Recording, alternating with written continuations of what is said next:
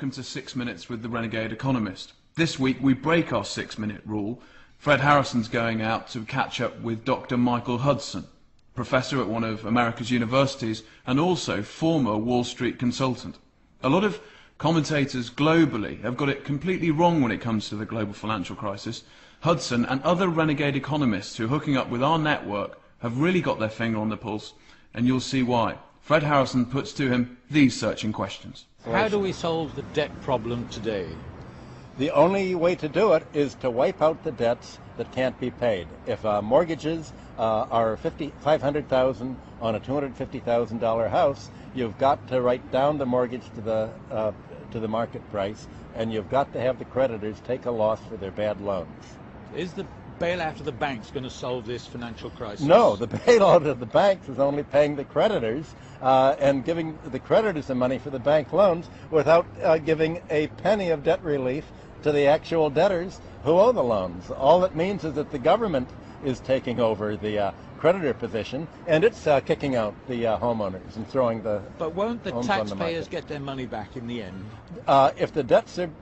If the taxpayers could get their money back, then you can be sure that private enterprise would have come in and they would have bought the mortgages. If you have the marketplace not buying the mortgages, if you have the bank saying these are junk mortgages and this is toxic waste, how on earth can the taxpayers make money off toxic waste? Is it really a good investment for the taxpayers to come in and bail out the banks that say we've made junk mortgages and this is toxic waste and we weren't able to sell it to find a greater fool? There's no way the taxpayers can make money on that. Okay, now look, I know you've been an economist in Wall Street, you teach economics in universities all over the world actually, you're a consultant to governments around the world, and yet you think there are lessons to be learned from the ancient world, that somehow in the biblical times the debt cancellation was something that we can learn from today. In what way? Well, for 3,000 years, from Sumer to Babylonia to the Jewish lands with the Jubilee law, they all had the same policy. And when a new ruler would take the throne for the second year in Babylonia and Sumer, he had a three-pronged solution. He would liberate the debt bondsmen, he would return the lands to people who'd lost them for foreclosure, the home, the basic self-support, and he would annul the personal debts. And by wiping the bad debts off the books, he'd create a clean slate. And this was exactly the policy that was taken over in Jewish law in Leviticus by the Jubilee year. So you're now saying that there is a way to translate that history into modern economics to solve the global financial crisis? Yes, antiquity managed to last for 3,000 years without a financial bubble, without an economic bubble, and continually restoring order. And antiquity realized something that the modern economists don't. They realize that debts tend to grow in excess of the ability to pay. And when the debts did that in antiquity, the ruler would cancel the debts. Now that was very easy in antiquity because most debts were tax debts owed to the palace. And it's easy to cancel debts when the debts are owed to you. It's harder to cancel debts once you got to Greece and Rome and the debts were owed to private creditors. That's where the problem begins. So now, 2,000 years later, we can't just cancel the debts by rule of the government. Well, you actually can, because the debts are going to be written off. Already they estimate that they've said there are $8 trillion worth of bad real estate debts. Now, if the government would have just let market conditions take their place, when Lehman Brothers went bankrupt in September, Lehman Brothers mortgages were trading on the market at 22 cents on the dollar. Now, at this point, buyers could have come in, bought the mortgages at 22 cents on the dollar, and then gone to the homeowners and the real estate owners and said, okay, we're going to renegotiate your mortgage at 22 cents or maybe 24 cents on the dollar, or even 25 cents on the dollar. That would have given them a profit. They would have marked down the debts to the ability to pay or to the market price. And one way or other, the debts are going to have to be written down to the ability to pay. Otherwise, they're not going to be paid.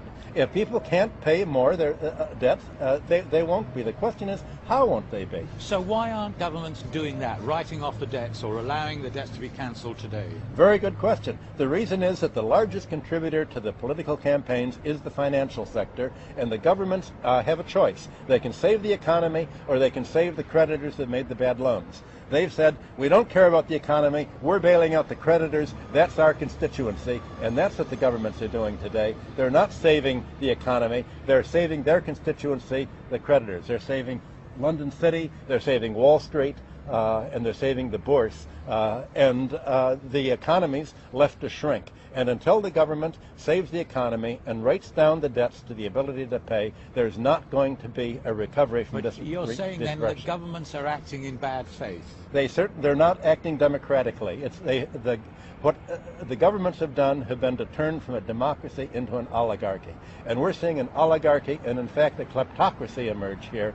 And the governments are not doing what the people have expected them to do. They're not representing the interest of their constituents. But President Obama says he's going to effect the change. It's not business as usual in Washington. Yeah, when Obama talks about change, he's not talking about financial change.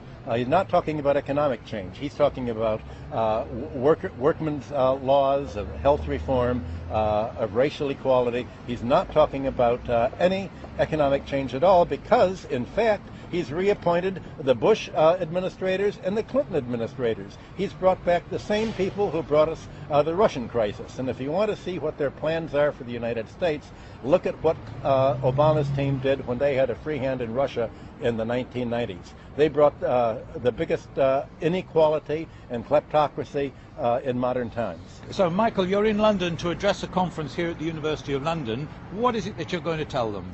Well, I'm going to tell them that the finance sector and the real estate and the insurance sector are not part of the real economy of production and consumption. The asset and wealth sector is different from the production sector. You can think of the financial sector as being wrapped around the real economy, almost like a parasite, and that's why it's been called parasitic for so long. The financial sector extracts interest from the economy. The property sector extracts economic rent, as do monopolies. Now, the key thing about parasites is that it's not simply that they extract nourishment from the host. The parasite takes over the host's brain to make it think it's part of the economy. To make it think it's part of the host's own body, and in fact that it's almost like a child of the host to be protected. And that's what the financial sector has done today. You have Obama coming out and saying we have to save the banks in order to save the real economy. The fact is you can't serve both the parasite and the host. Now the amazing thing is that we have the economic training tablets from Babylonia from 2000 BC, and the mathematical models they had of the economy in 2000 BC are more sophisticated than any of the mathematical models that they use today for government planning. And the reason is that they calculated how long it takes for a debt to double. Any interest rate is a doubling time. They knew in 2000 BC that the debts doubled. They also knew that the economy grew in an S-curve. They had mathematical models for the growth of herds in an S-curve, for agricultural production. So they knew that the tendency was for debts to grow faster than the economy could grow. And that's why when every new ruler took the throne, they'd cancel the debts. But look, we've had Nobel Prize-winning economists telling hedge funds how to operate. Are you saying they are clueless on mathematics? Well, that's a very good question. You look at the fact that long-term credit management went broke using the Nobel Prize winners. The mathematical models that won the Nobel Prize have led to $450 trillion of derivatives contracts that are now junk.